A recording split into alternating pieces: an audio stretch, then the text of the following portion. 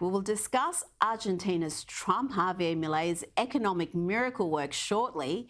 But first to the weaponising of the banking system to attack and punish conservatives and right-of-centre individuals. It's a sinister development. We saw it employed recently against Nigel Farage in the UK and against the Canadian truckers during their anti-lockdown protests. And now a German bank is reportedly refusing to process donations to a right-wing political party.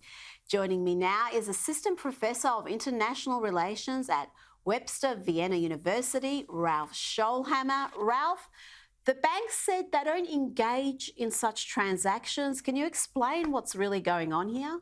Yeah, an individual wanted to make a donation to the AfD, the Alternative for Germany, which is, according to polls, the second strongest party in Germany at the moment. And the transaction was refused, and the individual got a letter from the bank saying our bank does not engage in such transactions.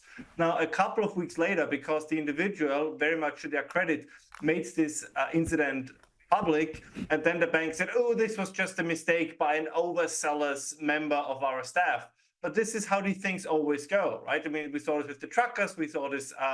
We saw it, by the way, also with banning on Twitter before the era of Elon Musk, but even now with Elon Musk.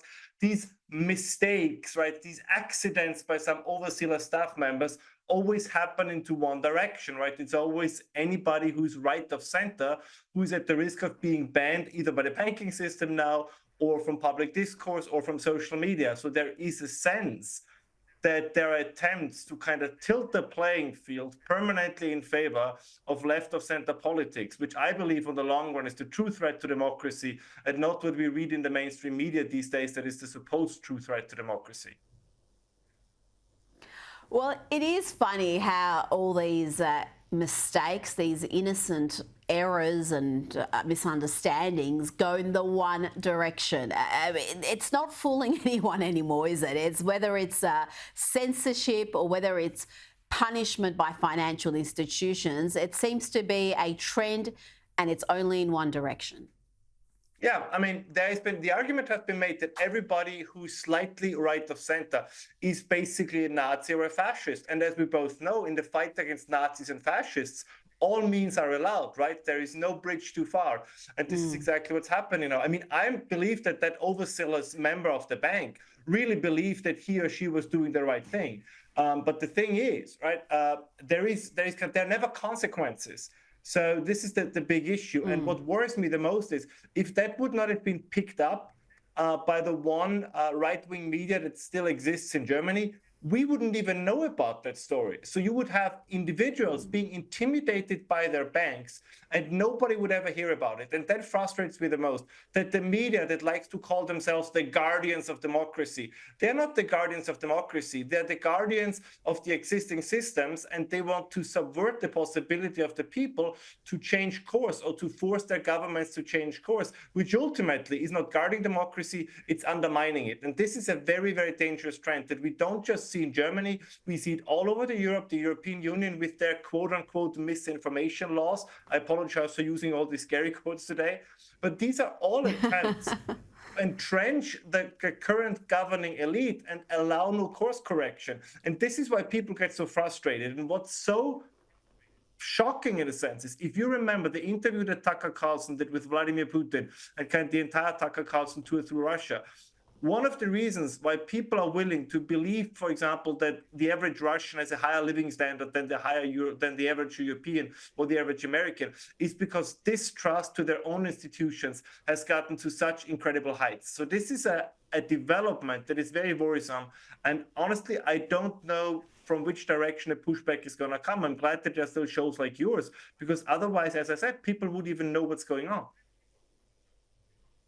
And sadly, the media is being a part of the problem, not the solution. You've had this one media outlet, right-leaning in Germany, that's highlighted this, and there's been a correction. But we saw with the truckers in Canada how the media were joining in the disinformation and painting these ordinary people as some sort of right-wing reactionaries and fascists and dangers to democracy and dangers to the health of others, when all they were doing were protesting the most draconian, really illogical lockdowns. And the reporting on those individuals was just so shameful at the time. And you're right, there's been no reckoning for that from the media side either.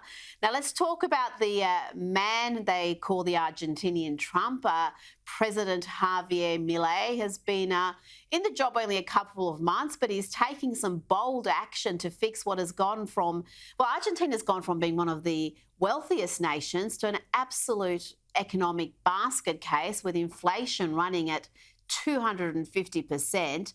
And now, incredibly, Ralph, there are reports that he has just overseen the nation's first monthly budget surplus in over a decade. And I think I've got an idea how he did it. Do you remember this? Ministerio de Cultura, afuera.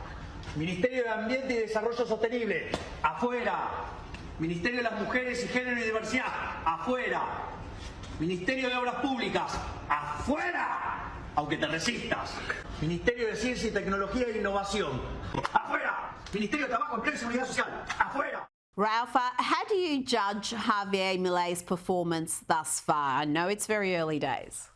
No, but you have to kind of admit there's a certain delicious irony that about 40 years after the Argentinians lost the Falkland Wars against Margaret Thatcher's Britain, they basically got now their own Margaret Thatcher. I mean, they do share a certain hairstyle together, so that's probably one of the many things that they share in common. No, I think he means it. I mean, this was always, we have one big disappointment in Europe, I believe, that's Giorgia Meloni. Where the expectations were high, and then we have Javier Milei in Argentina, and he seems to mean it. And he combines something that I find particularly intriguing. He goes directly to the people. That is a very shrewd strategy. And we see even the demonstrations against him, like by public unions, like there are demonstrations, but they are very careful. So his approval ratings, his popularity with the people is still very high. If he can keep that up, right? If he can continue to communicate to the people that these reforms are going to be hard, but ultimately they're going to pay off, he might really be successful. So if he combines the revolutionary and the reformer, kind of the revolutionary that got into power that now transforms into the reformer, I mean, that would be great. A strong Argentina, an Argentina that so openly said they want to be on the side of the West, they want to be pro-Western, they want to be with us versus China, versus Russia. I think that would be a wonderful, wonderful thing. So I really hope that he can keep it up and that he will be successful in the end. The first signs seem to indicate that he will be. Inflation is still a problem, but these things take some time. I mean, this is going to be a painful medicine that he has to administer, but I hope that ultimately it's going to pay off. Well, can he cure Argentina from the decades of destructive socialism, Peronism, if you prefer? And will that be perhaps a trend that could sweep through South America? Because you look at other countries there which were previously wealthy, they sit on massive amounts of oil, they should be wealthy, and yet their citizens are living in poverty. Yeah, Latin America, unfortunately, tends to kind of swing back and forth between extremes. Look at Brazil, right? You have a Bolsonaro, and then you have Luis Ignacio da Silva. You had similar developments in Chile. Now you have Argentina. It's one of the very interesting characteristics of Latin America that they don't really have the kind of political continuity. So that's the thing. Is this going to be a fad, like Bolsonaro in Brazil? Is Milei going to have one term and then they're going to vote him out of office? Or can he make the case convincingly that it's either this new path of reform or its decline and potentially a Venezuelan scenario? As I said, the voters in Latin America are tricky. They change their minds very quickly, very often. But maybe he can do something differently than those who came before him. And I'd like to just quickly talk about the US, where former President Donald Trump has been ordered to pay $355 million in a frankly absurd fraud case in New York, a clear political hit job. It's going to be appealed. But in the meanwhile, we've got a group of truckers now threatening to boycott New York, refusing to deliver in that city, which would have a huge impact if this protest gets off the ground. Let's hear from one of these truckers. You in New York, you better get up out of there. Yeah, I think groceries are high now. Ralph, we're seeing truckers and farmers becoming a political force, a powerful political force. Yeah, and once again, those in power and the media don't get it.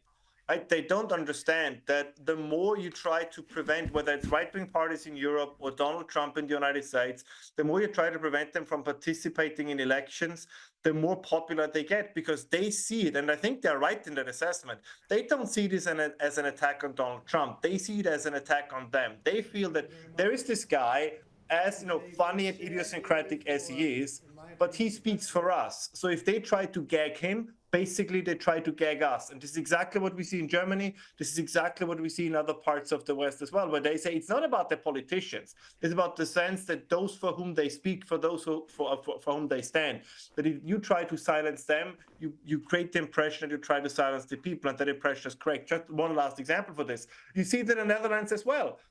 As we predicted on this channel, right, when I was talking with you after Geert Wilders' election success, we had this conversation, and they tried everything to prevent Geert Wilders from becoming Prime Minister of the Netherlands. It looks like they will succeed, but the result is going to be that people say, we vote for somebody, and yet again, these people are not getting into power. So they will get angrier, and at the next election, of course, more people will vote for them. I mean, I wish Donald Trump all the best. I think given what's going on for the American democracy, actually him winning the election would be a good thing, because you need to show that either you play by democratic rules, and if you try to subvert those rules, then you need to be punished. And I think electing Donald Trump would be the correct punishment for everything from Hunter Biden's laptop to what's going on now with these frivolous court cases. I think that would be the right sign by the people to those who are in power.